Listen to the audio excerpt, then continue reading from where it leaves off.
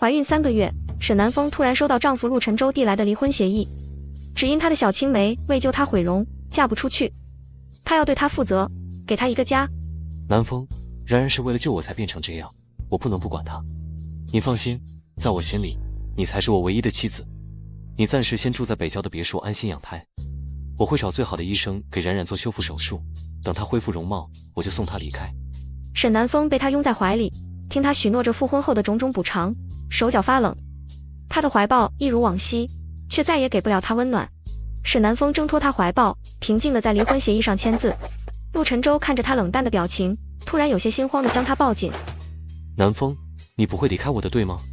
手机铃声突然响起，陆晨舟看了一眼，等不及他给出答案，就拿着离婚协议急急出了门。沈南风看着他匆忙的背影，缓缓拿出手机，拨出了那个号码。妈，我决定了，出国和你们一家团聚。离开他，他无处可去。他却不知，1周前他的亲生父母联系了他，想要让他出国定居，和家人团聚。他还没来得及和他分享这个喜讯，就迎来了他的离婚协议。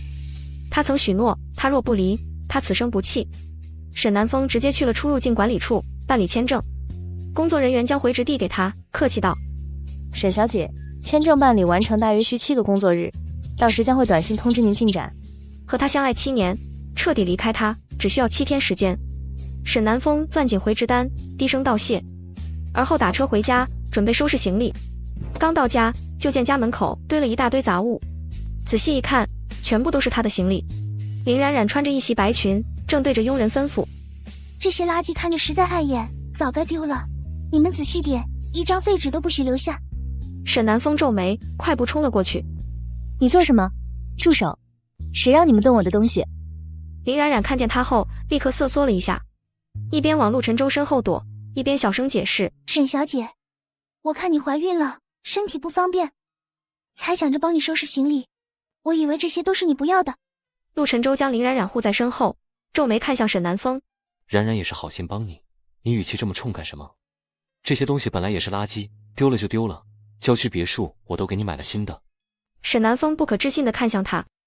7年前，养母身体不好，他一边勤工俭学赚学费，一边赚养母的医药费。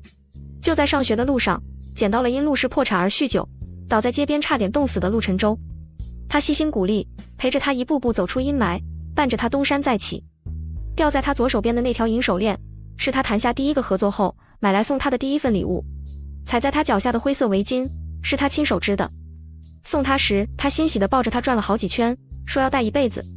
被林冉冉撕烂还碾了好几角的那沓信纸，是陆晨舟每次在外出差时寄给他的信，上面每一个字都是他的思念，满地种种，都是他珍藏的2人之间的回忆。可现在，他说这些本来都是垃圾。见沈南风迟迟没说话，林冉冉在旁边道：沈小姐，这些你还要吗？沈南风摇了摇头，语气涩然：不要了。林冉冉眼中闪烁着几分得意，而后吩咐佣人：既然沈小姐不要了，把这些都烧了吧。陆晨舟这才看清地上的东西，全都是沈南风珍藏在展示柜的宝贝。他曾靠在他怀里，笑着说以后老了，他们还能靠这些回忆来实录的种种甜蜜。他神色一变，下意识要阻止。林冉冉笑着看向他：反正都是垃圾，晨舟哥，你不会反对吧？陆晨舟最终将脱口而出的话咽了回去：你开心就好。他不由看了眼脸色苍白的沈南风，反正他们日子还长，以后多的是美好的回忆。沈南风静静站在原地，看着佣人将他的心血尽数焚毁，种种过往都被烈火焚为灰烬，一如他对陆晨舟的感情。最后看了一眼，他转身要走，林冉冉却突然拉住了他：沈小姐，郊区路远，虽然你们离婚了，但你还怀着晨舟哥的孩子，你一个人他肯定不放心。晨舟哥正好刚教会我开车，我们送你去吧。陆晨舟欣慰地看着林冉冉，沈南风却不相信他会这么好心。他警惕地往后退开一步：不用了，我……不等他说完，林冉冉就红了眼眶：沈小姐，你是嫌弃我？陆晨舟顿时直接拉住沈南风的手腕，将他拖上车：走吧，别辜负了冉冉的一番好心。林冉冉顿时破涕为笑。3人依次上了车，沈南风坐在后座，看着林冉冉发动车子，心底莫名不安。他的手下意识抚在腹部，紧张地观察着林冉冉的动作，不经意间却从后视镜里对上林冉冉的眼神，那双眼正死死盯着他，像是淬了毒的蛇，冰冷恶毒。沈南风顿时毛骨悚然，立刻道：不，我要下车。然而林冉冉直接抬手将车门锁死，下一刻他径直发动车子。沈南风还没反应过来，就看见车子像是离弦的箭一般，直接朝着不远处的柱子上撞了过去。林冉冉失声尖叫：啊，不好，我将油门当成刹车了。车子撞在石柱上，砰，发出一声猛烈的撞击声，堪堪停了下来。关键时刻，陆晨舟解开安全带，扑过去将惊慌的林冉冉护在了怀里，而沈南风却毫无防备，整个人往前扑去，腹部重重磕在椅背，又被安全带拽回原位，身子几番震颤，小腹传来剧烈疼痛，他面色瞬间变得惨白，感觉到下身隐约有温热的东西流了下来。前座，林冉冉扑在陆晨舟的怀里，双臂紧紧抱着他脖子大哭：晨舟哥，吓死我了，我还以为我要就这么死了，再也见不到你了。陆晨舟紧紧抱着他，温声安慰：不会的，我不会让你有事的。他眼角余光瞥见后座的沈南风，扭头看来，只见沈南风摸了摸自己的腿间，指尖顿时一片猩红。陆晨舟瞳孔紧缩：南风，我的孩子。小腹越来越痛，沈南风眼前一黑，彻底昏迷了过去。等到再度醒来时，人已经躺在了病房里。陆晨舟坐在病床边，握着他的手，正关切地看着他。沈南风带着几分希冀看向他：孩子。陆晨舟眼神一暗：南风，孩子还会有的。沈南风眼中希冀瞬间破碎，带着冷意的眼神看向站在一旁的林冉冉。不等他说话，林冉冉率先哭出声来：对不起沈小姐，都怪我太紧张了，把油门当刹车踩，才会导致撞车，害你没了孩子，都怪我，对不起对不起。沈南风想起车祸发生前林冉冉那个眼神，遍体生寒。林冉冉，你分明就是故意的。林冉冉哭得更加厉害，一脸委屈看向他：沈小姐，我这么爱晨舟哥，那可是晨舟哥的孩子呀，我宝贝还来不及，怎么会舍得伤害他？陆晨舟顿时将林冉冉揽在怀里安慰：好了好了，我知道你不是故意的，你别太自责。说着，他扭头看向沈南风，眼神有些冷：孩子3个月还没成型，不能算是个人，只是一团肉块，以后再怀就是了。我知道孩子没了你伤心，可冉冉好心送你，他也没想到会发生这样的意外，你何必这么咄咄逼人呢？沈南风看着他那张陌生又凉薄的脸，心彻底凉透。以后他们再也不会有以后了，孩子没了也好，他根本就不配做孩子的爸爸。沈南风痛苦地闭上眼睛，不想再看他们一眼。然而林冉冉却不肯放过他，他拉了拉陆晨舟的袖子：晨舟，沈小姐刚刚流产，身体还很虚弱。我听说刚流产都得坐小月子，她一个人住在郊区别墅，没人照顾也不好，不然就让她在家里多住几天再搬。陆晨舟点头，欣慰道：还是你想的周到。沈南风面无表情看向他们：我不去。林冉冉委屈地看向他：沈小姐，这次的事情是我对不起你，还求你让我好好照顾你，给我一个赎罪的机会。正好6天后是我和晨舟哥的婚礼，我也想你能一起参加，见证我们的幸福。沈南风错愕地看向陆晨舟，他此前从未提过婚礼的事。陆晨舟有些心虚地避开他的眼神，低声解释：冉冉因为毁容而自卑，我要让她风光大嫁，给她一个世纪婚礼，这样别人才不敢看轻她。林冉冉感动地依偎在陆晨舟的怀里：晨舟哥，你对我真好。沈南风怔怔，还真巧，他另娶新欢的日子和他永远离开的日子刚好是同一天。沈南风不想回别墅看林冉冉故意秀恩爱，陆晨舟却以为他还在赌气，根本不给他反抗的机会，强行将他带了回来。林冉冉一进门，指了指1楼的一间佣人房，一副为他着想的样子：沈小姐，你身体虚弱，上下楼不方便，就先住1楼这间吧。沈南风面容平静地推开门走了进去，将欲言又止的陆晨舟隔绝在门外。沈南风疲惫地在床上坐下，视线扫过佣人房内的布置。这是3间佣人房里最小的那间，里面布置很简单，只有一张单人床和一个衣柜。不过也比当初他和陆晨舟租的那间好很多。那时陆晨舟刚开始创业，他们为了省钱租了个很破旧的单间，窗户不严实，冬天的时候冷风从缝隙呼呼往房间里灌，他们只能依偎着取暖。他体寒，手脚总是冰凉，陆晨舟便时常将他的脚丫子藏在他胸口衣服里，冰冷的脚丫激得他打冷战，笑着抱住他：等以后赚了钱，我要买最大的别墅给你住，全屋开地暖，你再也不用受冻。门外隐约传来陆晨舟和林冉冉的对话声，是在商量婚礼的细节。他们当初结婚很简单，婚礼也没办，只去领了证，花了200块去餐厅吃了顿饭庆祝。那天陆晨舟喝醉了，抱着她哭，发誓说有钱了一定会给她补一个世纪婚礼。别墅他终于买了，他却从主卧搬到了佣人房，就像他确实要办世纪婚礼了，可惜新娘却不是他。沈南风忍着小腹的闷痛，在往事里枕着眼泪入眠，睡得迷迷糊糊间，房门突然被人砰地踹开。沈南风还没反应过来，陆晨舟的身影已经裹挟着怒气冲了进来，他一把拽住沈南风的胳膊，将他从床上拖到了地上。沈南风，我已经和你说过，等冉冉的脸治好了，我就把她送走。昨天的车祸就是个意外，你为什么要报复冉冉？沈南风回过神来，忍不住皱眉。我没有。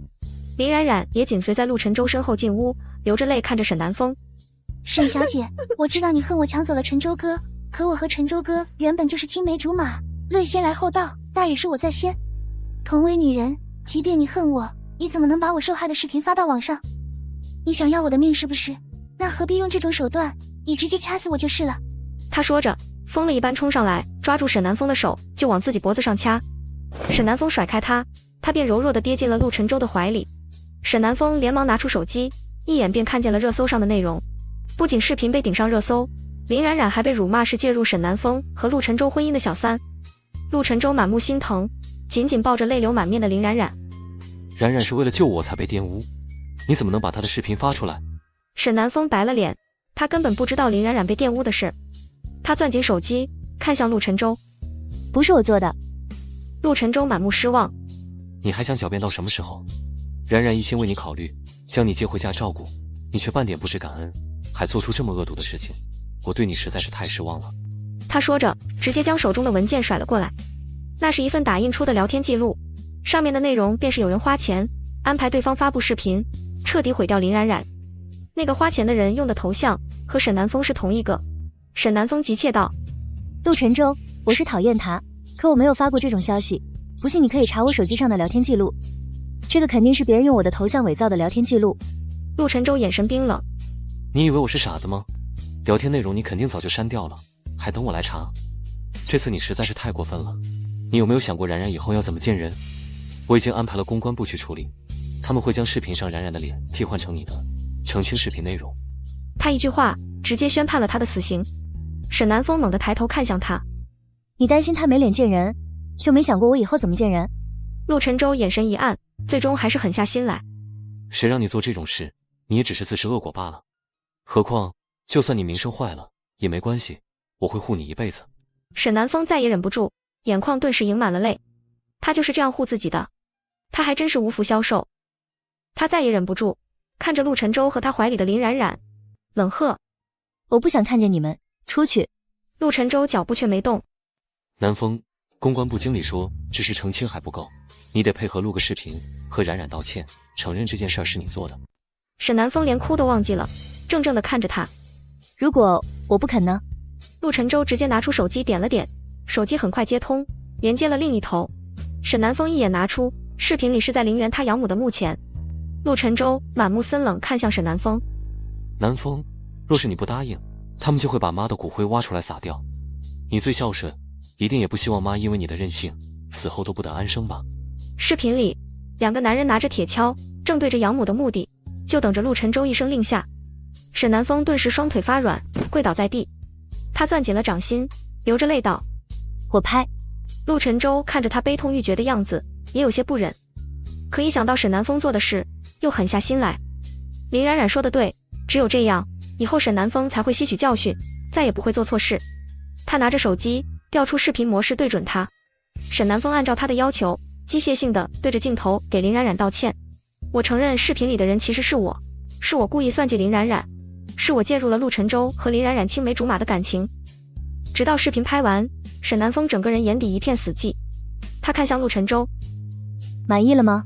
陆晨舟望着他眼底的绝望，嘴唇颤了颤。南风，沈南风再也忍不住，猛地一把推在他的胸口，将他和林冉冉一并赶了出去。滚，滚出去！门砰的关上，沈南风蜷缩在原地，嚎啕大哭。门外，陆晨舟叹息着的声音传来：南风，我说过，我爱的人始终是你，我做这一切都只是为了补偿然然罢了。这段时间你先冷静冷静，答应我，以后别再任性做这种事了。沈南风抱着双腿，眼泪再也忍不住。他再度打开手机，点进热搜。陆晨舟动作很快，第一时间发了声明，甩出了和他的离婚证。视频已经全部被替换成了他的脸，他的道歉视频也被顶爆。围观群众生出被戏耍的愤怒，纷纷冲到沈南风的账号下，对着他破口大骂。无数的谩骂潮水般向他涌来，沈南风尖叫着抱紧自己，痛苦流泪。不知哭了多久，手机响起，沈南风接通，妈妈担心的话传了出来。南风，怎么回事？你的视频怎么会挂在热搜上？是不是有人欺负你了？沈南风听见妈妈的话，再也忍不住满腹委屈，哽咽着将事情简单说了一遍。妈妈顿时怒不可遏，这个陆晨舟真不是个东西，竟然这么对我女儿，我不会放过他。南风，你别怕，林冉冉我知道，她之前在国外时做人情妇，被人在大街上扒光了扇耳光，在国外待不下去才灰溜溜回国的。我现在就把她的视频发出去，让这些人看看她的真面目。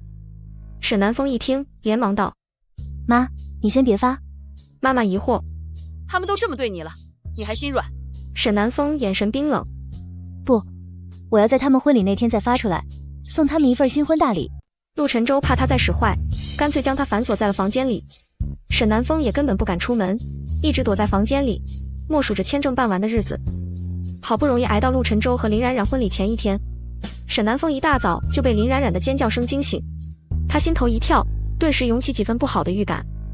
果然，不多时，陆晨舟便怒气冲冲地将门打开，冲了进来。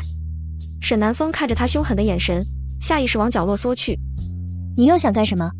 陆晨舟看着他警惕防备，还带着几分害怕的眼神，满腔怒气突然被浇熄。曾经，沈南风看向他的眼神总是充满爱意，他满心满眼都是他，看见他的那一刻，总是第一时间冲上来扑进他的怀抱。可现在，那双眼睛里有害怕，有防备，却无一丝爱意。陆晨舟怔了怔：南风，你怎么？他话还没说完，林冉冉便哭着冲了进来，扑通一声，直接在沈南风面前跪了下来。沈小姐，我错了，我真的知道错了，求你放过我吧。一次又一次，你不是把我的视频发到热搜，就是嘲讽我毁容，骂我丑八怪。明天就是我和陈舟哥的婚礼，你还有什么手段在等着我？我去死！我不敢和你争，我再也不敢了。林冉冉说完，猛地起身朝着外面冲了出去。陆晨舟面色一变，立刻追了出去。冉冉，沈南风起身跟在了两人身后。出了佣人房的大门，沈南风才发现，外面不知何时用女人的口红写下了无数个猩红的大字“丑八怪”。沈南风几乎不用猜，都能猜到，这又是一出林冉冉自导自演的戏码。而此刻，林冉冉已经哭着冲了出去。陆晨舟刚抓住她手腕，就被她一把甩开。林冉冉猛地冲到路中间，恰好一辆车缓缓驶来，直接撞了上去。车子急刹，林冉冉整个人惨叫着跌坐在地上。陆晨舟顿时慌了，冲过去一把将林冉冉抱在了怀里。冉冉，林冉冉流着泪，还在挣扎着。你让我去死吧，我不想活了，我害怕，我要去死。陆晨舟紧紧抱住她。别怕，冉冉你别怕，我会保护你，有我在，谁也不能伤害你。林冉冉哭着揪住她的衣襟。可是沈小姐说的没错，我就是个丑八怪，我这张脸根本比不上她，面对她，我永远只能自卑。她抬手捂住的脸，似乎痛不欲生。陆晨舟急忙安抚道：不，你不是丑八怪，在我心里你一样很美。林冉冉哽咽：我不信，我知道我已经毁容了，在你心里沈小姐永远比我更美。陆晨舟无奈道：那你要怎么才信我？林冉冉抬手指向站在一旁的沈南风：除非她的脸和我一样。陆晨舟一愣，随即猛地看向沈南风。沈南风意识到不对，退开2步，下意识就想要跑走。然而身后传来陆晨舟冰冷的声音：抓住他！他跑开没几步，就被2个保镖抓住，顿时动弹不得。陆晨舟手里拿着一把匕首，一步步朝他靠近。沈南风害怕的流下眼泪来，浑身颤抖。陆晨舟，你难道瞎了吗？那不是我的笔记，我被你锁在房间，这些字根本不是我写的。陆晨舟没有说话，他一步步靠近，他抬手，指尖在他的脸颊流连，却仿佛是一条冰冷的毒蛇在他的皮肤上游走。沈南风对上陆晨舟森冷的眸，脸上一点血色都没有了，只剩绝望。他眼底破碎的光一寸寸湮灭。曾经，他的手指划破一个小口子，他都心疼得不得了。现在，他抬手捏住他的下颚，迫使他无法动弹。他双眸冰凉，你不该羞辱冉冉。冰冷的匕首贴在他的脸颊，下一刻便是剧痛传来，鲜血争先恐后涌出，顺着他下颚滴答。男人眼眶泛红，和他一起哭了。他低头吻了吻她唇角，温柔说：没关系，老婆，不管你变成什么样子，我都爱你。如此深情的告白，却是捅入他心间的匕首，生生将他对他的感情剜了个干干净净。沾血的匕首从他掌心脱落，掉在了地上。陆晨舟转身将林冉冉抱起，送回了屋内。沈南风被带去简单包扎了伤口，而后送回了佣人房。他站在镜子前，将脸上的纱布拉开，看着脸颊上那道长长的狰狞伤口，又哭又笑，像个疯子。脸颊的伤一直隐隐作痛，沈南风蜷缩在床铺上，怔怔望着窗外，整夜无眠。已经到了陆晨舟和林冉冉婚礼当天，佣人们一早就开始忙碌，准备着婚礼各项琐事。门外突然传来脚步声，紧接着房门被推开，陆晨舟穿着一身白色西装，缓步走了进来。看见蜷缩在床头的沈南风后，他眼中闪过一抹痛惜，而后在床畔坐下。他抬手试图触摸他的脸颊，沈南风侧过头避开了他的动作。陆晨舟直接一伸手，强行将他拉过去，紧紧抱在了怀里。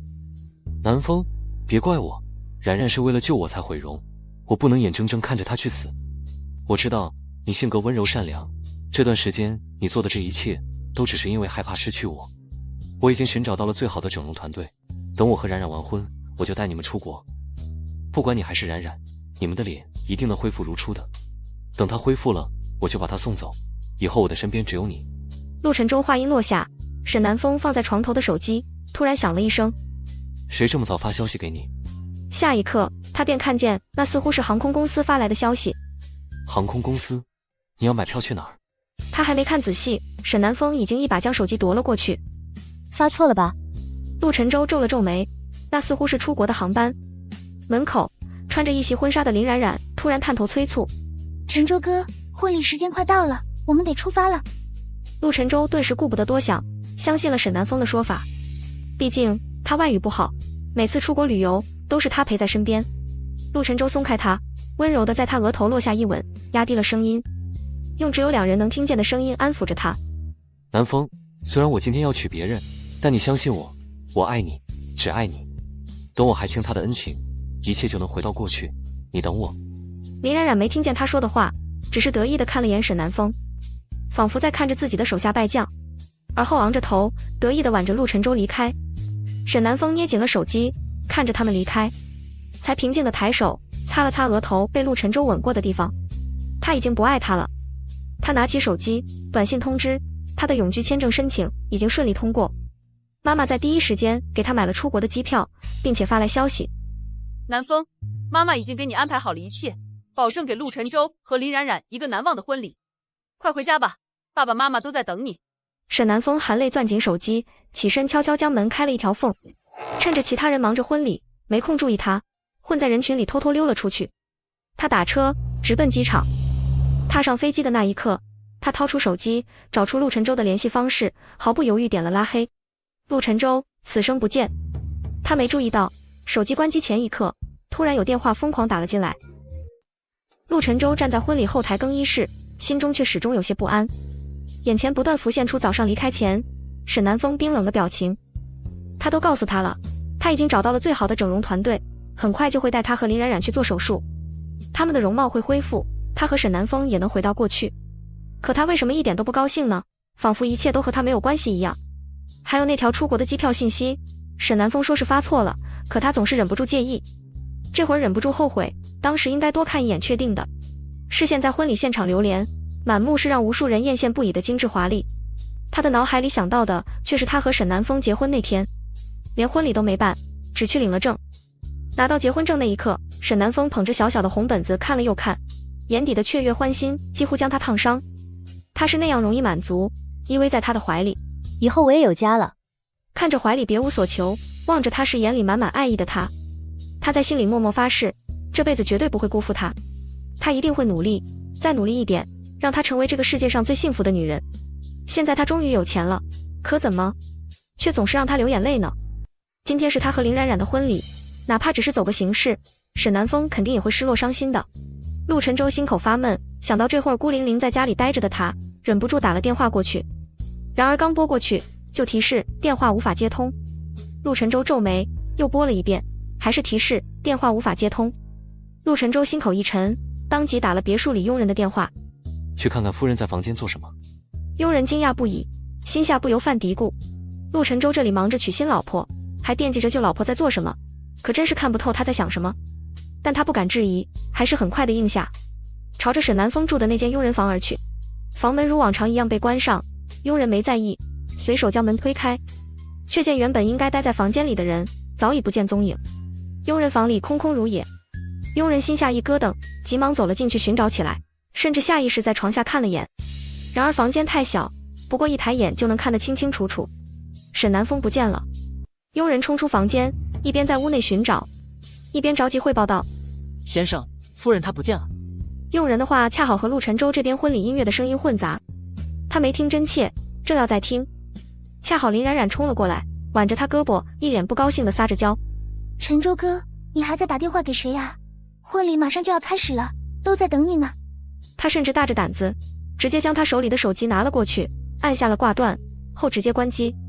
再抬头，他撅着嘴，故意醋意满满的开口：今天你是我的，不可以惦记别人。陆晨舟怔了怔，顿时失笑，将手机随手放了起来。行，今天我是你的。他笑着揽住林冉冉，走出更衣室，往婚礼现场而去。反正沈南风就在别墅里等着他，等婚礼办完，他再回去哄哄他就是了。他却不知道，他刚踏出更衣室，佣人又再度将电话打了过来，可惜已经关机了。而佣人在别墅内搜寻了一圈，都没找到沈南风的身影，心下只有一个念头：糟了。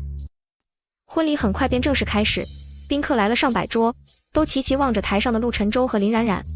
林冉冉穿着昂贵的婚纱，带着价值千万的珠宝，由林父牵着，一步步走向陆晨舟。他的眼角余光扫到台下众人羡慕不已的目光，心中的虚荣得到了极大的满足。他不由高高的昂起头颅，越发得意起来。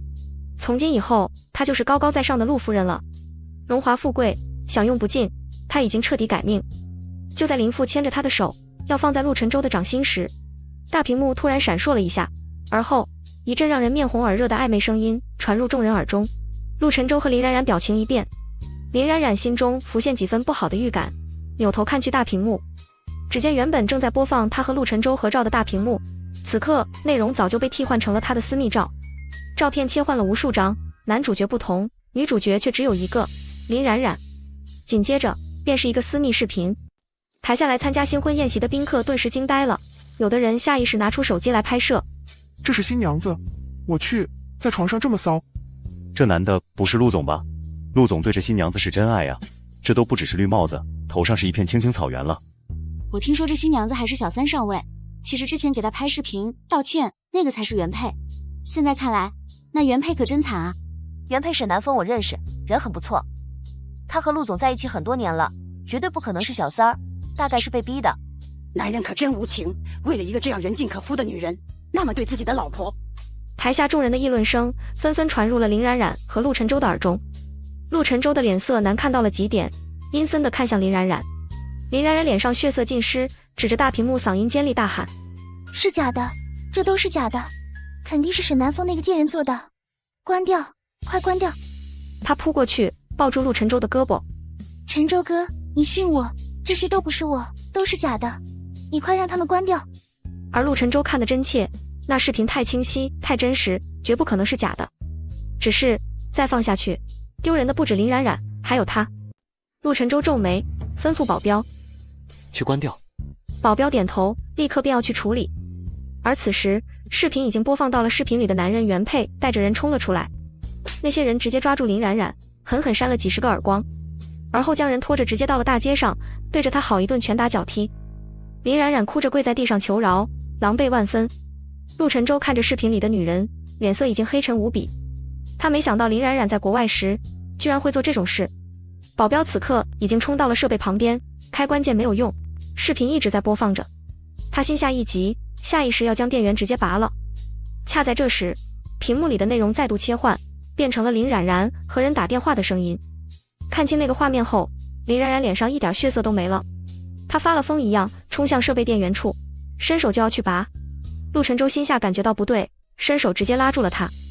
而屏幕里林冉冉说的话也传了出来：吃，谁知道陆晨舟那么好命，居然赚了那么多钱，我和他青梅竹马，给我分点花花怎么了？我本来找人绑架他，只是想捞点钱，哪知道出了意外，害我自己毁容。当时他看见我，还以为我是去救他的，我灵机一动，就说自己是为了他才出事，他居然还真信了，真是蠢啊！除了沈南风那个傻子，谁会为了他连命都不要？屏幕上的声音还在继续，而陆晨舟看向林冉冉的眼神，俨然已经像是在看一个死人了。林冉冉望着陆晨舟的眼神，吓得双腿发软，几乎要跪在了地上。晨舟哥，这都是假的，不是我呀！你知道的，沈南风不想你娶我，他一次次的针对我，这些肯定都是他做的。对，是他见不得你对我好，是他嫉妒我，一切都是他做的。而台下有人听了林冉冉的话，忍不住大声反驳：沈南风要是有这么大本事，还能眼睁睁看着你抢了她老公吗？陆总，放着那么好一个老婆不要，来宠这样一个水性杨花的女人，你到底在想什么？原来陆总被绑架都是这个林冉冉做的，陆总这是被人耍得团团转啊！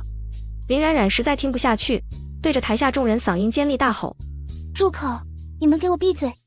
你们就是见不得晨舟哥对我好，见不得我过上好日子，你们是不是都是被沈南风收买了？你们嫉妒我，所以故意说这些是不是？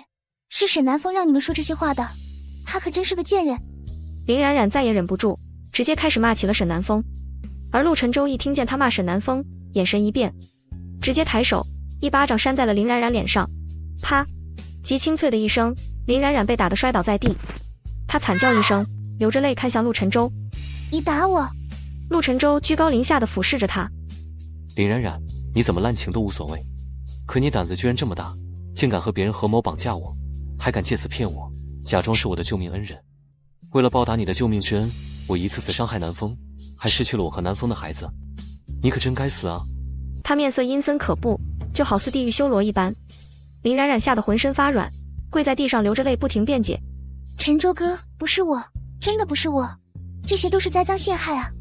你亲眼看见了的，沈南风陷害我那么多次，这次也不过都是他的手段罢了。你信我，我那么爱你，我怎么会做这种事呢？他哭得楚楚可怜，陆晨舟却再也没法相信他了。他不是傻子，怎么会一点都看不出来端倪？每次他提起当初的事时，林冉冉都有些眼神闪烁，支支吾吾，顾左右而言他。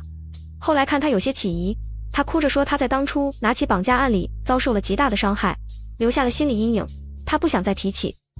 他怕激起他不好的回忆，便没再提过，只一直默默暗中查找着当初绑架他的凶手。可他没想到，原来林冉冉就是那个绑架他的幕后真凶。陆晨舟直接一脚踩在了林冉冉的脸上，居高临下看着他：林冉冉，我会派人去调查，你最好祈祷不是你，不然欺骗我的后果你承担不起。而就在此时，在家里的佣人终于打通了保镖的电话。保镖脸色大变，对着陆晨舟道：先生，夫人不见了。陆晨舟一愣，顿时嗓音都颤了：什么意思？保镖立刻汇报：佣人说在家里找遍了，都没有找到夫人的身影。地上的林冉冉眼神一闪，心下不由闪过一抹窃喜。林冉冉，晨舟哥，沈南风肯定是故意栽赃我，他知道他做了这样的事，被你查到，你肯定不会放过他，所以跑了。陆晨舟不耐烦地瞥了他一眼，直接一脚将他踹开，嗓音冷冽：闭嘴！林冉冉吃痛，直接佝偻着身体，吐出口血来。陆晨舟看也不看，直接对着保镖吩咐：去查，顺着林冉冉去查当初那起绑架案，还有查清楚最近发生的事。陆晨舟满目森寒，快步出了婚礼现场，直奔家里别墅而去。如果绑架案和林冉冉有关，足可见她是个多么心机深沉、狠毒的女人。那最近发生的点点滴滴，恐怕也都和她脱不开关系。而她居然为了报恩，无底线的站在了林冉冉这边，纵着她那样伤害沈南风。她甚至还亲手划伤了沈南风的脸。林冉冉说的不错，婚礼这场闹剧肯定是沈南风做的。可他性格倔强，如果失踪了，绝对不是怕他追究后果，而是沈南风那双绝望冰冷的眸子浮现在眼前。陆晨舟不敢想下去，内心无数次祈祷自己是多想。他快步冲回了家里，佣人紧张地看向他，解释着：先生，你打来电话后，我第一时间就去佣人房看了，没有夫人的身影。陆晨舟皱眉：佣人房3个字是那样的刺耳。他冲进房间看了一眼，佣人房空空荡荡，什么都没有留下，除了床铺上有人躺过的痕迹，几乎遍寻不到沈南风存在过的证据。他恍惚了片刻，才想起来，当初沈南风流产，林冉冉说将沈南风接回家好好照顾，却将他安排在了别墅里最潮湿阴暗的佣人房，甚至连换洗衣服都没给沈南风准备。而他忙着准备给林冉冉的盛大婚礼，竟一点也没发现佣人还在小心翼翼道：别墅里我们都找过了，附近也都派人去看过了，都没有夫人的身影。陆晨舟捏紧了拳头，突然又想起离开前看到的那条机票信息短信，他要离开。他猛然瞪大了眼睛，急忙掏出手机打给保镖：去机场，一定要拦下夫人。他紧张的连手指都在发抖，疯了一样冲出去，驱车拼命朝机场开去。陆晨舟一路超速，飞快地赶到了机场。保镖看见他，也很快冲了过来，对着陆晨舟汇报：保镖，陆总，我们查到夫人确实买了出国的机票，并且在2个小时前已经登机离开了。保镖将调取的监控展示给他看。沈南风外遇根本不行，他怎么会出国呢？陆晨舟看着监控里的内容，只见沈南风独自一人出现在了机场里，他的手中只拿着一个很小的包，装着他的护照，连一点行李都没带。验票后，他便毫不犹豫地走了进去，登上了飞机，一次都没有回头。他该是对他多么失望，才会走得如此决绝啊！陆晨舟心痛到无法呼吸，对着保镖厉声道：我不管你们用什么手段，一定要把他给我找回来，找回来！保镖看着陆晨舟状若癫狂的样子，只能应声去找，心下却不由叹息。既然那么在乎，当初又何必那样伤对方的心呢？明明就连他们都看得出来，夫人绝对不可能做出那些算计陷害林冉冉的事，偏偏是最应该相信夫人的他，却一次次像瞎子一样偏袒林冉冉，不仅害死了他们的孩子，毁了夫人声誉，还亲手毁了夫人的脸。现在夫人彻底死心离开了，他又疯了一样要把人找回来。可即便找回来又怎么样呢？他们也一样回不到曾经了。只是到底没人敢说这些话。陆晨舟回到了别墅里，看着满屋的喜庆红色，他眼神冰冷，对着佣人吩咐：把这些东西全部给我拆了。佣人着急忙慌去收拾。陆晨舟冲回了曾经他和沈南风的主卧，想要找寻几分他留下的东西，聊以慰藉，直到看见展示柜里已经全部换成了林冉冉买下的奢侈品包包、首饰，他才猛然想起沈南风的所有东西前几天已经被林冉冉丢了。那时沈南风冲过来想要阻拦，可他却站在了林冉冉一边说话，说那些都是垃圾。那时沈南风眼底含着泪，最后在林冉冉的追问下，只说了3个字：不要了。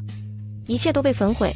那时沈南风看向他的眼神含着绝望和悲伤，原来他不只是不要了那些曾经，连他也不要了。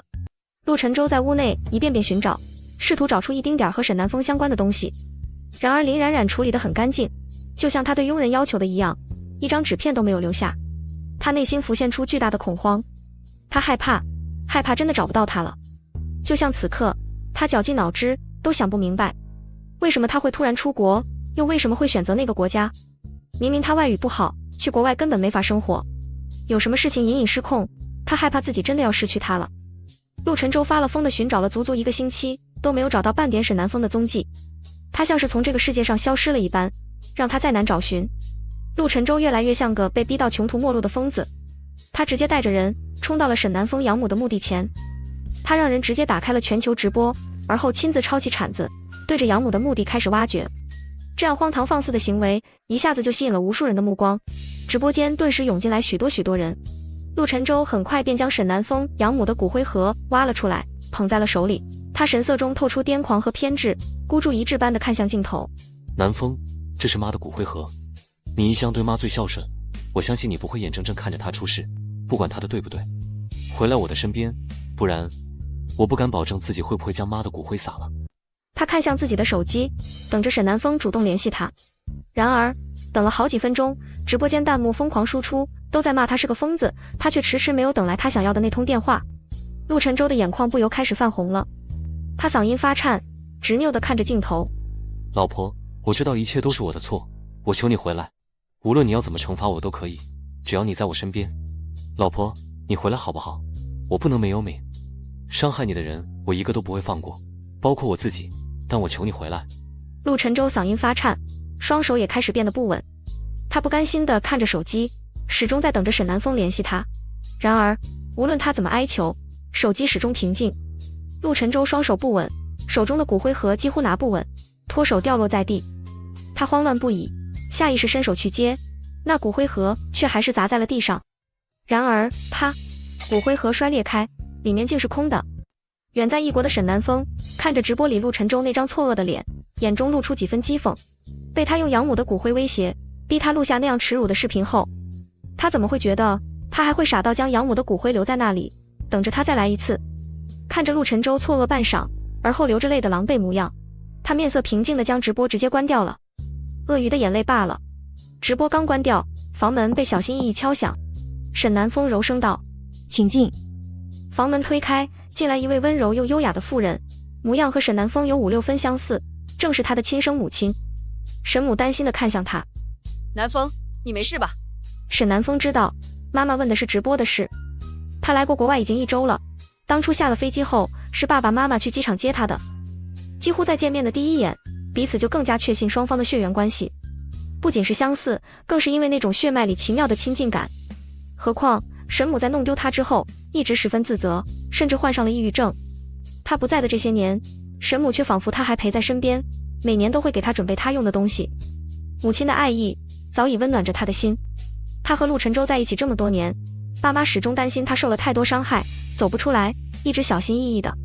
这段时间，陆晨舟找他的事闹得沸沸扬扬，现在更是开了全球直播，做出这样荒唐的事，爸妈也担心他受刺激。对上沈母温柔关切的眼神，沈南风主动挽住了沈母的胳膊。妈，我没事儿。我说过的，我和陆晨舟已经是过去式了。在我决定出国的那一刻，我就已经将他彻底放下了。沈母一听，顿时眼眶泛红，她抬手抚摸着沈南风脸颊上那道伤疤，心疼不已。她不敢想象，她的女儿被自己昔日的爱人亲手划伤脸颊时，该是怎样的痛苦。女儿可以放下，她却绝对不会放过这个伤害自己女儿的凶手。只是沈母没有和沈南风提这些，而是温柔地望着他。当年沈南风走丢后，沈母一直很自责，郁郁寡欢，10年如一日地寻找着沈南风的下落。女儿吃了那么多苦，现在好不容易女儿回来身边了，她只想将这些年缺失的母爱全部补偿给她。妈妈知道你从小吃了很多苦，很相信儿，妈妈相信你可以很快走出来的。我和爸爸给你找的医疗团队已经到位了，今天我们先去面诊，做些详细检查，再确定手术时间，妈妈一定会把你这张漂亮的脸蛋还给你。沈南风一听，也难掩激动兴奋。哪有人会不爱美，会宁愿被毁容呢？母女2人很快到了医院，沈南风正要跟着沈母一同去诊室，眼角余光突然看见医院门口一阵骚乱，人群朝着他们涌了过来，沈母和沈南风瞬间被冲散。沈南风担心地看向母亲，沈母也紧张地冲过来要拉他的手，却被混乱的人群推着往后跌开好几步。他像是想起不好的回忆，面色顿时大变，惊慌大喊：“南风，南风！”而就在这时，一个握着匕首的男人冲进了医院，拿着匕首对着人群肆意砍划。我没救了，凭什么你们还好好活着？你们都去死，都陪我去死！他面色极度狰狞，发了疯似的伤害着周围的人。沈南风急忙想要避开，却见一个小孩子跌倒在了地面上，正泪流满面，嚎啕大哭着，身体快于大脑，先行动了起来。沈南风反应过来前，人已经冲了出去，将那个孩子抱紧护在了身下。而那个握着匕首的男人此刻也冲了过来，面色扭曲着，握着匕首朝着他背上扎了下来。不远处，沈母看见这一幕，声嘶力竭大喊：“南风！”沈母吓得几乎要就这样晕过去，沈南风也吓得绝望地闭上了眼睛。就在千钧一发之际，往下捅来的匕首被一只大手猛地握住，紧接着握着匕首的男人被人一脚踹在胸口，整个人狼狈跌倒在地，发出一声惨叫。沈南风听见惨叫声，错愕地睁开眼睛，那个伤人的凶犯已经被制服，在他正上方，一个穿着一身灰色休闲装的男人徒手握住了匕首，利刃划破他的掌心，伤口深可见骨。男人对上沈南风的眼睛，却第一时间冲着他露出安抚的笑容：“别怕，没事了。”沈南风怔怔看着他，沈母和那个小女孩的母亲都哭着冲了上前来，拼命说着谢谢。沈母慌张地检查着沈南风身上，确定没有伤口后，才松了口气，将沈南风抱在了怀里，喃喃着：“还好你没事。”他像是哄小孩似的，沈南风忍不住有些害羞，同时心里也暖暖的，沈南风低声道：“妈，我没事儿，你别怕。”沈南风温柔地轻拍着沈母的后背，沈母的情绪才渐渐平缓下来。沈南风看向男人，虽然已经在努力学习外语，但口语还是有些别扭。沈南风绞尽脑汁用英语说着感谢的话：“谢谢你救了我，你的伤口看起来很严重，赶紧去处理吧。”男人笑着主动自我介绍：“我刚才听你们说话，也是国人，我叫沈望之。”沈南风满目惊喜地看着他：“这么巧，我也姓沈，我叫沈南风，实在太谢谢你了。”沈望之轻笑：“别客气，你不也救了个小女孩吗？”医院的医生护士也反应过来，开始紧急处理这些伤患的伤口。因着沈望之毕竟是为了他受的伤，沈南风也顾不得去看脸颊了，一路跟在他身边。沈望之手受伤不方便，医生开了单子，沈南风第一时间拿过，抢着去付医药费，忙前忙后的跑。沈望之看着他热切又忙碌的背影，眼底蕴着笑意。而站在一旁的沈母打量着沈望之，男人身形修长，容貌十分英俊，不过相处了一会儿，便可看得出有良好的教养，更别说他十分善良，临危之际不顾自身安危，救下了沈南风。两人站在一起说话时，看起来也十分般配，这样的男人才适合他的女儿。沈母越看越满意，沈南风没注意到沈母异样的眼神，忙前忙后陪沈望之处理好了伤口。他虽然口语不行，但却也没因此逃避自己的责任，一直十分努力尽职。等到看完伤，沈望之看着他因为忙前忙后而有些红扑扑的脸颊，主动道：“我这边已经没事了，你先去忙你的吧。毕竟来医院肯定都是有事儿。”沈南风主动和他留了联系方式：“你是因为我才受伤的，有什么事你随时联系我，千万别客气。”沈望之垂眸看着他，神色有些深，温柔一笑：“放心吧，我不会客气的。”沈南风这才挽着沈母一同离开。他很快去做了检查，好在陆晨舟还没有那么丧心病狂。他的脸被划伤，但是并没有到不能修复的程度。医生表示他的脸手术后慢慢疤痕就会消失，只是需要些时间。沈南风欣喜若狂，很快便确定了手术时间。出了医院，他又发了消息给沈望之，约定等他换药时，他去接他，陪他一同来医院换药。毕竟沈望之救了他的命，又和他是来自同一个国家，沈南风心底对他很是感激。一来二去，两人变成了好朋友。沈南风已经逐渐适应了国外的生活节奏，脸颊上的伤疤修复后，也找了份设计师的工作。在找工作那一刻，沈南风无比庆幸自己没有因为陆晨舟赚到钱就放弃自己的事业。他是直到怀孕时孕反太严重才申请了离职，而他在国内多年的工作经验也让他在国外很快找到了新工作。沈南风的生活过得平静顺遂，只除了他渐渐感觉到沈望之似乎对他有些不同感情。下班后，沈南风和沈望之约了吃饭，想拐着弯儿和他把事情说清楚。下班时间刚到，沈望之已经在门口等他了。沈南风心里藏了事情，表情就显得有些沉闷。直到到了餐厅，看他一直魂不守舍，沈望之突然叹了口气：“我的喜欢就这么让你为难吗？”沈南风一怔，错愕地看向他，表情有些尴尬。我……沈望之微微俯身看向他，苦笑了一下：“我们认识已经半年了，这段时间我有意让你感受到我对你的情谊。你今天约我吃饭，我还满心欢喜了好一阵。看见你的表情后，我就知道事情不对了。”沈南风看着他苦闷的表情，下意识道歉：“对不起，我……”沈望之第一次打断了他的话：“南风，你不喜欢我，并不是你的错，你不用为此感到愧疚和抱歉。”沈南风捏紧了手中的杯子，忍不住仰头看向他，与他对视着。相识半年以来，沈望之对他处处照顾，他的外语都是跟着沈望之学的，他是在他的帮助下才能这么快融入进这个城市。他的好，他不是看不见。心底的思绪起伏着，沈南风捏紧了杯子，突然开口道：“其实我有过一段长达6年的婚姻。”沈望之有些惊讶地看向他，同时也意识到沈南风这是在向他剖析自己。他很早就感觉到他在感情这方面讳莫如深，像是藏着很重的心事。他猜到他受过情伤，也看得出他还没完全走出过去的阴影，所以他不敢随意和他告白。此刻听见沈南风的话，沈望之虽然好奇，想要更加了解他，但还是第一时间压下了自己的好奇心。南风，如果你不想说，可以不用说，你不用剖开伤口，向我证明些什么。沈南风仰头看向他，沉默几秒后，还是将自己和陆晨舟的事情说给了他听。沈望之有些惊讶地看向他：“我听说过那场全球直播，但是没想到陆神州找的人居然是你。沈南风苦笑，是我。沈望之看着他，顿时无比心疼。南风，沈望之遇见错误的人并不是你的错，结局不美好，也不代表开始就是一场错误。最重要的是，永远不要丧失重新开始的勇气。沈南风怔怔，沈望之简单的一句话，像是拨开了他内心的那层迷雾一般。偶尔，他也会怀念起曾经的美好，但每一次怀念都会带来更深的懊悔和痛苦。午夜梦回时，他却是无数次后悔，他是不是不该救他？他是不是一开始就不该开始，才不会和陆晨舟走到那样悲惨的结局？沈南风突然眼眶就红了。是啊，我们只是走着走着，走散了。也许一开始也是有真心在的吧。他突然就释怀了。沈望之突然俯身，温柔擦拭着他脸颊上的泪。南风，我不是要逼你现在就接受我，我可以等，至少我有自信，你并不讨厌我。沈南风不由紧张地捏紧了手指。沈望之那么好，他怎么可能会讨厌？对上他温柔又坚定的视线，沈南风有些尴尬的垂眸，点了点头。两人聊了许久，沈南风起身去洗手间洗脸补妆。他补完妆，平复好情绪，刚走出洗手间，突然一道身影冲过来，一把将他重重抱紧在了怀里。沈南风被吓了一跳，惊慌地挣扎起来。你是谁？放开我！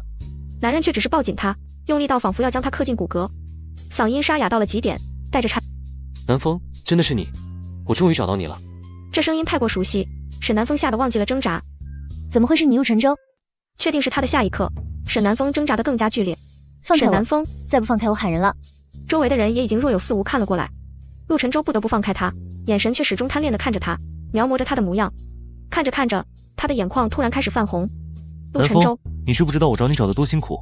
半年，足足半年，我没有睡过一次好觉，每天都在疯狂地找你，不断地找你。我无数次在梦里梦见你回到了我的身边，可是睁开眼睛，却只能面对满是的冷清。每次听见哪里有人像你，我就第一时间赶过去，可却总是一次次失望。这次我也以为我会失望而归，可居然是真的。我就知道那家公司莫名其妙对着陆氏穷追猛打，背后一定有原因。我顺藤摸瓜去查，竟查到和你有关系，原来真的是为了你。我找到你了，我终于找到你了。他情绪激动，拼命诉说着他的思念，眼神粘在他的脸上，贪婪地看着这张日思夜想的脸。他的脸已经恢复如初，整个人闪闪发光，状态很好。没有他的日子里，他依然过得很开心。离不开的人只有他。然而沈南风除了最开始的惊吓后，便只剩平静淡漠。他一直是知道的，他离开后，陆晨舟一直在找他。爸妈气不过陆晨舟曾经那样对他，一直在暗中针对着陆晨舟的公司。在2个月前，陆晨舟的公司对外宣告了破产。他以为陆晨舟该放弃了，却没想到他终究还是找来了。他打量着眼前的陆晨舟，短短半年，他较之从前看起来落魄了太多，整个人身形消瘦了一大圈，头发也没再精心打理，看起来有些凌乱。因为长期失眠睡不好，眼下青黑一片。他看起来狼狈落魄，和7年前以前陆家破产后的他很像。不同的是，而今的他那双眸子很亮，有着无尽的偏执深藏其中。两人彼此对视着，沈南风突然叹了口气。陆晨舟，你何必找我呢？我们早就已经回不去了。陆晨舟瞳孔骤缩，沈南风难以接受，激动的上前，双手落在他的肩上。陆晨舟，南风，怎么会回不去呢？我还爱你，不比从前更少一分，甚至比从前多更多。陆晨舟，我已经知道错了，我也是被林冉冉骗了。我没想到一切都是他自己的自导自演，我信错了人，才伤害了你。我不该伤害你，我该死。你怎么折磨我、报复我都好，只要你别离开我，我不能失去你。他情绪难掩激动，眼底的浓烈情意不似作假。沈南风看着他，却突然冷笑了出来。陆晨舟，你被林冉冉算计绑架，他骗你说是你救命恩人，你信了，这我不怪你。可是报恩的方式那么多，你却偏偏选择了娶她，还是在我怀孕3个月的时候，我们的孩子被他害死了。你说他是不小心？他逼我住佣人房，你看不见，忙着准备你们的婚礼，却还口口声声说爱我。他一次次污蔑我，算计我，手段是那样的拙劣，你在商场上经营多年，怎么会看不出来？无非是不想看穿罢了。每一次施加给我的伤害，都是你的选择。既然当初选择了伤害我，你现在怎么还有脸求我回头？沈南风，陆晨舟，我说过，你爱我，我便不离不弃。你若负心，我此生绝不回头。沈南风说起往事，情绪难掩激动，整个人红了眼眶。沈南风再难忍受，一把将陆晨舟推开，嗓音冷厉：陆晨舟，我恨林冉冉，恨他不择手段害我，可我更恨你，恨你变了心，恨你欺我辱我。你没资格说爱这个字，滚，离我远点，我再也不想看见你。沈南风用了极大力气，陆晨舟整个人被一把推开，趔趄几步。看沈南风扭头就走，他心里发慌，忍不住追了上去。不，南风，你别走，别离开我。我错了，我知道错了，我已经教训了林冉冉，当初的事都是我该死，你要怎么才能出气？到底要我怎么做？他冲过来，将沈南风的手抓住。沈南风的掌心突然多了一块冰凉冷硬的物体，他低头一看，竟是一把匕首。他下意识想要甩开，陆晨舟却用力握住了他的手。他流着泪看向他。南风，你离开之后我去查了，他们说流产很痛很痛，失去孩子很痛很痛，就像有人在自己的心上挖了一刀。我还你。沈南风还没反应过来，就被他握着手朝着他小腹捅了过去。噗！匕首没入小腹的声音传来，鲜血顿时迸射。沈南风惊慌地看着他，想要将手中的匕首甩脱，而陆晨舟却发了狠，握住他的手，一把将匕首拔了出来。鲜血流得愈发凶了，陆晨舟的脸色也在一瞬间变得苍白。沈南风彻底慌了，想要挣扎，却又不敢太拼命，生怕这匕首再捅到哪里。陆晨舟眸光锁定在他的脸上，看着那已经愈合的脸颊，却仿佛又看到了当初那鲜血淋漓的样子。他继续道：当初我听信了林冉冉的话，亲手将你的脸划伤，现在你也划我一刀，出气，好不好？他说着，死死握住沈南风的手，朝着脸上而去。沈南风不可置信地看着他。陆晨舟，你放开我，你要发疯你自己发疯去，别拉着我。陆晨舟眼中却满是偏执疯狂，不顾他的反抗，用力将匕首抵在了脸上。就这么当着沈南风的面，他直接在脸上划出一刀淋漓的伤口。他没忍住，痛呼了一声。沈南风脸色惨白，再也忍不住，退开了2步，松开了匕首。匕首哐当掉在了地上。沈南风又惊又怕，眼眶含着泪。疯了，你就是个疯子。陆晨舟脸上流着血，却看着他轻笑，整个人阴郁的仿佛地狱修罗，癫狂到了极致。他一步步朝他靠近。南风，你不爱我，我怎么可能不疯？你心疼我了是不是？沈南风眼中有警惕，却没有爱意。陆晨舟，不管你做什么，我都不爱你，早就不爱了。我只想你离我远点。他被他吓到，扭头朝外跑去。刚跑开2步，便撞入一个熟悉的怀抱，耳畔是沈望之温柔关切的声音：南风，出什么事了？沈南风强忍的情绪瞬间爆发，他浑身有些发抖，哽咽着道：陆晨舟他疯了。沈望之抬头，恰好对上不远处缓缓走过来的陆晨舟的目光。两人对视着，陆晨舟的视线落在沈望之抱着沈南风的手上，他目光冷滞。放开我的妻子。他话音刚落，沈南风就因为害怕揪紧了沈望之的衣角。沈望之轻轻一笑，在他背上拍了拍，安抚他，而后才对着陆晨舟双眸泛起几分冷嘲：不是前妻吗？陆总为了个绑架你的心机女，逼自己的妻子离婚了，这可是全世界都知道的事。两人对视着，各不相让。陆晨舟看向沈南风：你不肯回到我的身边，就因为他？沈南风想到他方才那样决绝的样子，生怕他发疯伤害到沈望之，他下意识地将沈望之拉到自己身后，保护着他。陆晨舟，不是因为任何人，只是因为我不爱你了，不愿意和你复合罢了。当初离婚协议是你亲手给我签的，既然已经分开，就请你别再打扰。沈南风对沈望之维护的动作，瞬间刺痛了陆晨舟的人。曾经何时，沈南风的眼神总是在他的身上，他会关心他压力大不大，他会操心他每天下班回家能不能放松下来好好休息。他应酬太忙，回到家他就会给他按摩；他喝酒太多，他就会亲自给他煮醒酒汤，平时也会准备养胃的饭菜。无论何时，只要他回头，就能看见他那双带着关切的温柔的眸子。而现在，那双眸子里面对他只有警惕和防备，那里面的关心都给了另一个男人。陆晨舟觉得自己的心从来没这么痛过，痛到他几乎无法呼吸，每个毛孔都在叫嚣着疼痛。曾经，沈南风看见他和林冉冉在一起时，是否也是这样难过？沈南风却是在说完那番话后，就径直拉着沈望之转身就离开。南风，别走！陆晨舟忍不住往前走去，想要跟上去拉住他，然而刚一动，就因为失血过多，再也坚持不下去，眼前一黑，彻底失去了意识。沈南风并未注意到他昏迷了，他和沈望之离开了餐厅，沈望之亲自开车将他送回了家。不小心触到他的手指时，发现他双手依然冰凉，仿佛还没缓过神来。沈望之不由握住他的手，温暖的体温传来。沈南风这才看向他，发现已经到了家门口。抱歉，我刚走神了。他转身就要拉开车门下车，沈望之却突然伸手一把将他抱住。沈南风落入他熟悉温暖的怀抱里，身体顿住。沈望之轻声道：南风，别怕，我都在你身边。沈南风眼眶顿时酸涩万分，他确实被陆晨舟的行为吓到，同时也害怕自己平静的生活被陆晨舟破坏。此刻听见沈望之这声安抚，仿佛给了他极大的安慰，他哽咽着点了点头。情绪稍稍平复，沈南风才回了家。他心情有些惴惴不安，知道陆晨舟没那么容易放弃。而他回到家没多久，便有人送来了许多礼物到家里，都是他曾经喜欢的东西。沈南风不用猜也知道，肯定是陆晨舟做的，直接让人丢进了垃圾桶。接下来几天，不管是可爱的小玩意儿，还是一些好吃的，只要是陆晨舟送的，他统统拒之门外。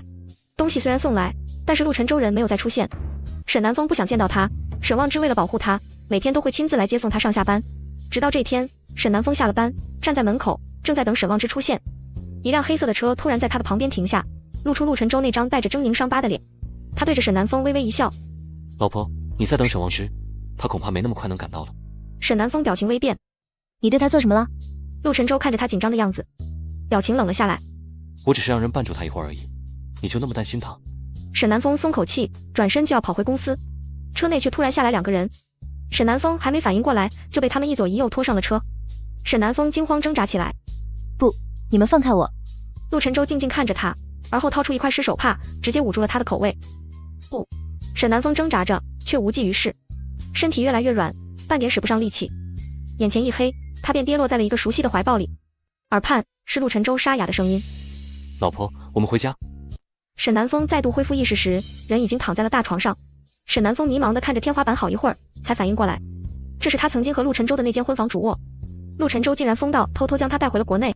沈南风缓缓坐起来，视线从房间里扫过，发现一切居然都和之前一模一样。可明明那些东西都已经全部被林冉冉丢出去烧掉了，早就连灰烬都不剩了。陆晨舟突然从门口走进来，手里还拿着一杯温水。他看见沈南风醒来，视线落在屋内的装饰上。陆晨舟笑着：“我找人还原了我们以前的卧室，全部都得和从前一模一样。”沈南风看着展示柜里的那条毛巾，还有那些陆晨舟写的信。沈南风嗤笑了一声：“你以为花钱找人把这些东西复原，我们就能当做什么都没发生，回到过去？别自欺欺人了，再想也不是真的。陆晨舟，你不过是在自欺欺人罢了。”陆晨舟表情一痛，顿时阴沉了下来。“没关系，我们以后的日子还长，还可以有更多其他的美好回忆。”陆晨舟说着，露出温和的笑：“老婆，你昏睡了太久刚醒，喉咙肯定不舒服，喝点温水润润喉咙。”沈南风冷冷看着他。陆晨舟将水杯送到了他的唇边，沈南风直接扭头，水顿时洒了一些在杯子上。陆晨舟眉目阴郁了一瞬，而后轻轻笑了：“没关系，我喂你。”陆晨舟下一刻直接喝了一大口，而后捏着沈南风的下颚吻了上来。我……沈南风拼命挣扎着，却还是被他抵着唇，强行将那水渡到了嘴里。陆晨舟捏着他的下颚，逼迫他张开嘴咽了下去。沈南风忍无可忍，抬手直接朝着他脸上扇了一巴掌：“你滚！”响亮的巴掌声回荡在房间里，陆晨舟的脸颊被打得偏了偏，舌尖顶过上颚，他看着他，笑得狂肆又纵容：“打够了吗？不够，再打几个。”沈南风气得胸口剧烈起伏，干脆扭头躺下，不再看他。陆晨舟将杯子在床头放下，直接俯下身来，隔着被子将他紧紧抱在怀里。沉默了许久，他才突然哑着声音道：“老婆，我好想你。”沈南风心里又苦又涩，许久后才道：“陆晨舟，如果你真的觉得对不起我，看在一起走过那么多年的份上，你放我回去吧，别再凑下去了。”陆晨舟支起身体，垂眸看向他，他的眼眶里含着泪，带着几分猩红。“我做不到。”沈南风刚失踪时，他就发了疯的找他。他的父母一开始得知他对沈南风做的事，都骂他糊涂，后来看他迟迟不肯放弃，也都劝他，不过是个女人而已，他有钱有势，大不了再找别的女人就是了。沈南风是好，可比他漂亮温柔的大把。可陆晨舟知道不一样的，别人再好也不是沈南风，不是那个陪着他从低谷一步步走出来，不是那个一无所求只盼着他好，不是那个被他伤透了心，带着满身伤痕离开，被他彻底弄丢了的沈南风。那是世界上独一无二的他，他放不下。到了最后，劝他的人也只剩下一句：早知今日，何必当初呢？是啊，他悔，他陷入无尽的回忆里。再给他一次机会，他绝对不会再做任何一丁点伤害他的事了。可是他却再也不愿意给他机会了。陆晨舟掀开被子，将沈南风牵了起来：“走吧，带你看点东西。”沈南风不想看，却拗不过，被他半强硬地拽着出了房间。出了房门，沈南风一眼看到了客厅里的女人，他错愕地看着那人，几乎不敢认那是林冉冉。林冉冉趴跪在地上，身上穿着一件红色裙子，身体大半部分暴露在外面，暴露在外的肌肤上面一些青紫痕迹交错，看得出来并不是同一时期留下的伤痕。她的头发散着，乱糟糟披在肩上，脸颊上有几道交错的疤痕，看起来像是伤口没有好好处理，疤痕上面还有增生。看见沈南风和陆晨舟后，他瞳孔骤缩，而后拼命爬向陆晨舟的方向。他眼底满是惊恐，声音嘶哑难听，拼命哀求着，机械性不断重复着：“我错了，我错了，我错了，我错了。”沈南风这才发现，他的双腿也被打断了，根本没法正常走路。恍惚间，他想起半年前见到过的林冉冉，那时林冉冉被陆晨舟捧在掌心，她穿着最新款的高奢礼服，从头发丝到脚指甲都打理得十分精致，即便是她的脸颊上有一道疤痕，陆晨舟请了最好的化妆师给她装扮，化妆师给她做各种造型，总能将她脸上的伤疤弱化遮挡住。曾经亮丽无比闪闪发光的人，仿佛被人一脚踩进了泥里，变得狼狈不堪。沈南风手脚僵硬地看着他，而站在一旁的陆晨舟挥了挥手：“保镖便适时将林冉冉抓住，带了下去。林冉冉似乎感到害怕，还在大叫着：“我错了，我错了。”沈南风看着他被带走的方向，似乎是地下室，他打了个冷颤，扭头看向陆晨舟，只觉得眼前的人可怕到了极点。陆晨舟眼神温柔地看向他，抬手想要触摸他的脸颊，吓到了。沈南风脸色惨白，下意识退开2步。陆晨舟眼神一暗，可很快又笑了起来。南风，你还是那么善良。林冉冉设计绑架我，破坏我们的婚姻，她害你失去了孩子，害你毁容，害你失去了一切，只能一个人去异国他乡生活，你却还是不忍心对付她。沈南风摇了摇头，他并不是圣母，并不会觉得林冉冉不需要付出代价，只是绝对不是像这样被陆晨舟无止境的折磨。眼前的陆晨舟让他觉得陌生又可怕，他几乎要不认识眼前的男人了。陆晨舟被他的眼神刺痛，眼中划过一抹受伤。南风，别怕我，好不好？沈南风望着他，没说话。陆晨舟双眸中掠过一抹欲色，他向他靠近，突然抬手打了个响指。楼下好几个佣人捧着珠宝礼盒和推着衣架鱼贯入内。陆晨舟笑着将沈南风拉过，亲昵地拥着他在怀里，在他耳畔温柔出声：“老婆，之前我们没来得及办婚礼，我答应过你会为你办一个世纪婚礼，你试一试婚纱，看你喜欢哪一套。我老婆肯定穿每一套都很好看，我倒是有2套比较看好的，就等你拿最后主意。我已经让人将一切都安排好了，就等你和我一起参加婚礼，我们重新结婚，重新开始好不好？”沈南风沉默了，他和陆晨舟没有重新开始的可能，只是看着楼下华丽的婚纱和首饰，沈南风眼中浮现出一抹疑虑：“你不是破产了吗？”陆晨舟轻笑：“你不用担心，陆氏虽然破产，可我剩下的钱足以养得起你一辈子。”沈南风顿时猜到陆晨舟很有能力，不然也不会短短几年将陆氏做到这样的高度。他大概只是想顺着破产那条路线查他的线索，实际上陆氏损失不大。他定定看着台下那些婚纱和首饰，眼底不见半分喜悦。陆晨舟，如果我说我不愿意呢，你也会像对待林冉冉那样对待我吗？沈南风，陆晨舟眼神一痛。我当然不可能那样对你。沈南风轻轻一笑。有什么不一样呢？半年前你不是还要迎娶林冉冉，为了她将我的脸毁容吗？陆晨舟顿时失声，瞬间被无尽的懊悔和痛苦淹没。沈南风虽然不配合，却依然阻拦不了婚礼的到来。陆晨舟一次次提起过去发生的事，试图唤起沈南风对往昔美好的回忆。现在的陆晨舟让他觉得陌生又可怕。转眼便到了婚礼当天，沈南风被强行换上婚纱，化了妆，带到了婚礼现场。陆晨舟请的宾客不多，大都是陆家亲近的那些，现场气氛莫名的压抑，只有陆晨舟脸上带着笑。沈南风自始至终脸上也没有半分笑意，直到司仪走流程，问沈南风：“请问新娘，你愿意嫁给你身旁的这位英俊的男士？从今以后，无论是顺境逆境，贫穷富贵，都愿意与他相伴到老，不离不弃，你愿意吗？”沈南风定定看向陆晨舟，陆晨舟眼底多了几分祈求。沈南风平静地看着他，开口缓缓道：“我不。”话还没说完，礼堂大门突然被人一脚踹开，门外传来沈望之的声音：“他不愿意。”沈南风双眸一亮，猛地回头看向他。沈望之。沈望之立刻回应他：“南风，我来晚了。”沈南风双眸微红：“不晚，一点都不晚。”他就知道他一定会来的。这一刻，沈望之给了他无尽的安全感。他穿着一身黑色西装，身形挺拔，气场强大，那双深邃的眸锁定着他，无声地安抚着他不安的情绪。他身后还跟着沈南风的父母，两人激动地喊着沈南风的名字。沈母更是愤怒地指着陆晨舟破口大骂：“陆晨舟，你这个疯子！我女儿当初嫁给你，对你死心塌地，结果你负心薄情，伤透了她的心。现在你还有什么脸求她原谅，求她和你在一起？”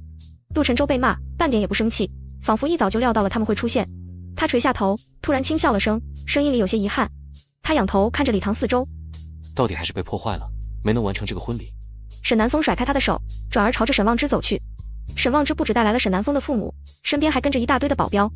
看着那些人专业的模样，沈望之低声解释道：“之前怕吓到你，没和你说，我是京城沈氏的继承人。”沈南风错愕地看着他，沈氏，那可是京氏百年世家。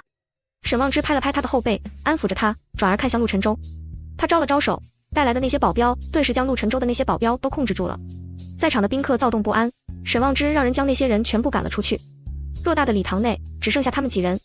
陆晨舟静静站在原地，从头到尾都一句话都没有说。沈南风看着陆晨舟过于冷静的表情，总觉得不安。而就在沈望之牵起他的手准备离开时，陆晨舟突然出声：“站住！”沈南风脚步顿住，回过头去，竟见陆晨舟直接掏出了一把枪，而后对准了沈望之。沈南风下意识挡在了沈望之的面前，厉声对着陆晨舟道：“你别乱来。”沈望之看见陆晨舟手里的枪后，也眉头微皱，毫不犹豫地将沈南风拉到身后。沈南风不肯，他干脆转过身抱住他，将后背暴露在了陆晨舟的面前，说的话却是对着沈南风的：“你听话，别乱动。沈南风当即就哭了，看向陆晨舟的眼神带着满满恨意。你到底想干什么？你即便是发疯杀了我，我也不会再爱你。陆晨舟握着手枪的手不受控制的颤抖起来。沈南风维护着沈望之的行为，像是一把尖刀刺入他的心口。他真的不爱他了，甚至是恨他。陆晨舟捏紧那手枪，而后抬起手，枪口从沈望之背后移开，直接对准了他自己的太阳穴。他猩红着眼看着沈南风，一字一句道：我没办法眼睁睁看着你和他离开，除非我死。沈南风平静地看着他，两人四目相对，沈南风缓缓流下眼泪。那你就去死吧。陆晨舟瞬间瞳孔紧缩，瞪大了眼睛。沈南风摸了把脸上的泪，而后毫不犹豫牵着沈望之的手直接朝外走去。在踏到礼堂门口那一刹那，他隐约听见了一声对不起，紧接着便是一声枪响和沉闷的身体倒地的声音。陆晨舟的父母哭喊着冲了进去。沈南风仰头看着窗外刺目的阳光，缓缓牵紧了沈望之的手，头也不回地离开了。